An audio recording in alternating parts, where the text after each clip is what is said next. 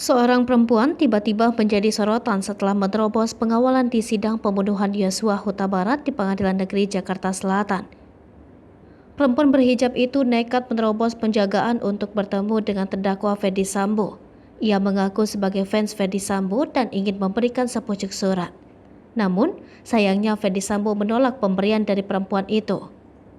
Setelah dikonfirmasi, ternyata perempuan itu bernama Syarifah Ima Syahab.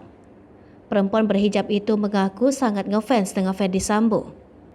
Alasan Syarifah Ima karena Ferdy Sambo sangat membela istrinya dan rela bertanggung jawab atas apa yang dilakukannya. Bahkan menurut Syarifah Ima, sosok Ferdy Sambo adalah penyayang terhadap keluarga dan perempuan. Karena sangat ngefans itulah Syarifah Ima nekat menerobos ke muka sidang di Pengadilan Negeri Jakarta Selatan demi bertemu idolanya Ferdy Sambo. Pada tayangan podcast Uya Kuya, Syarifah Ima membeberkan kekagumannya pada Ferdy Sambo. Kepada Uya Kuya, Syarifah Ima Syahab mengaku mencintai Ferdy Sambo dan berharap bisa dinikahi sebagai istri kedua dari suami Putri Chandrawati tersebut.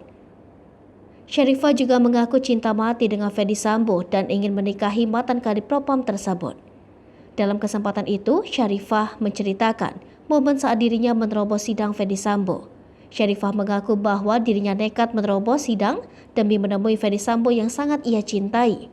Selain itu, Syarifah mengatakan jika dirinya sangat ingin menemui Ferdy Sambo lantaran sebelumnya dilarang mendekat. Syarifah juga mengungkapkan awal mula rasa cintanya tumbuh ke Ferdy Sambo. Ia mengaku bahwa baru mencintai Ferdy Sambo setelah adanya kasus kematian Yosua. Namun meskipun demikian, Syarifah merasa sangat mencintai Ferdy Sambo yang menurutnya memiliki sisi baik dalam dirinya. Bahkan menurut Syarifah, Ferdy Sambo bisa bertaubat dari kesalahan yang dibuatnya. Tak hanya itu saja, Syarifah juga membeberkan alasan utamanya mencintai Ferdy Sambo.